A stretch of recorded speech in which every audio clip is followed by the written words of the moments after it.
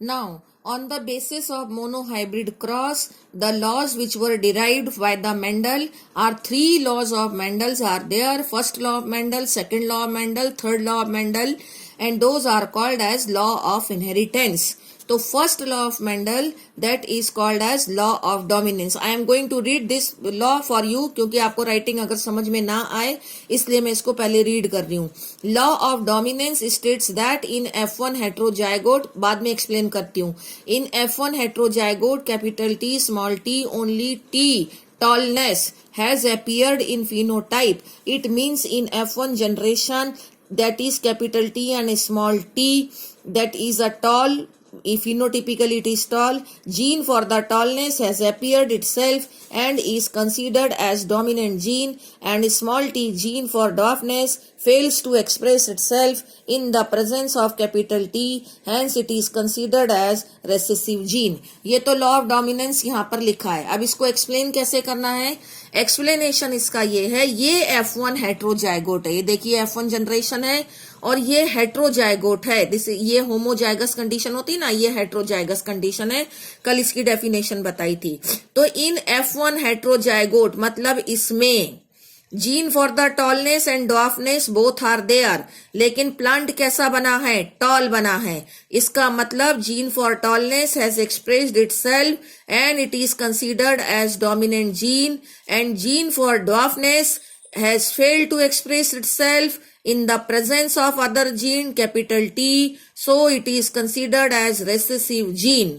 Okay, and hence the plant has become tall because T capital has matlab ki tallness has expressed, gene for the tallness has expressed itself. This is law of dominance. Okay, now it comes the law of segregation. Law of segregation भी first I am going to read you.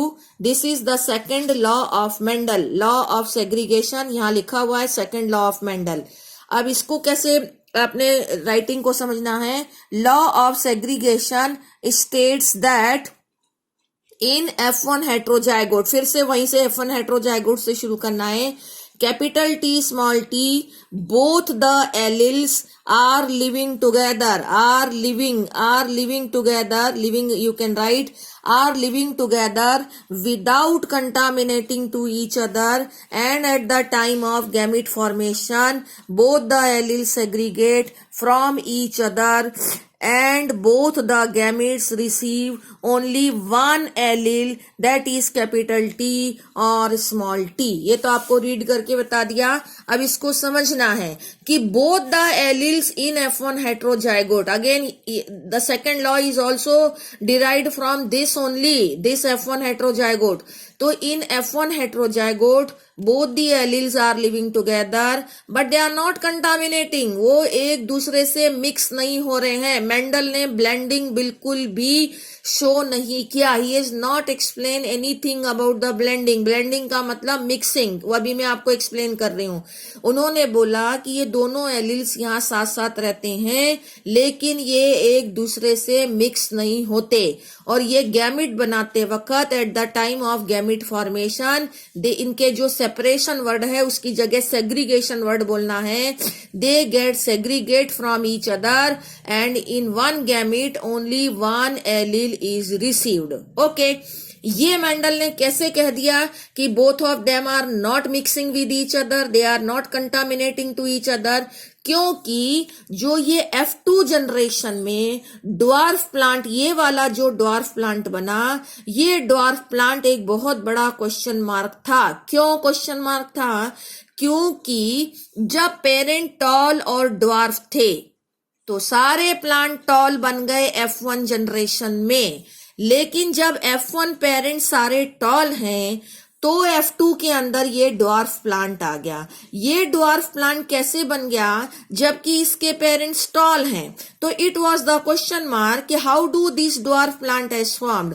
इससे ये conclude हुआ कि इस F1 generation में dwarfness का gene और allele was there in the genotype, but it was not expressed because it was considered as recessive allele या जीन. वो उसको अपने पेरेंट से मिला था लेकिन वो रेसेसिव था, वो एक्सप्रेस F1 जनरेशन में नहीं हुआ.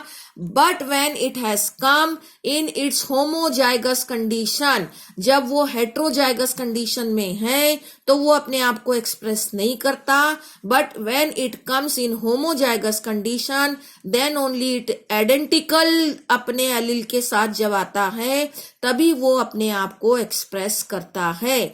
इससे ये शो होता है कि ये दोनों मिक्स नहीं हुए, क्योंकि यहाँ कोई मिक्स कैरेक्टर का हाइट का प्लांट नहीं बना है, या तो प्लांट टॉल बने हैं या ड्वार्फ बने हैं।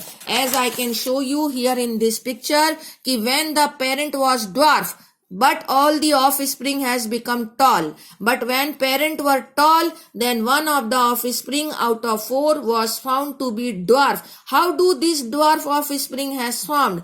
Once the parents were tall, so it was been concluded that the gene for the dwarfness from this parent has transferred to this progeny, but it has not expressed itself because it was recessive. But once it has transferred to the F2 generation and it has come in its homozygous condition, then it has appeared and dwarfness is formed here. Hence the law of segregation is proved.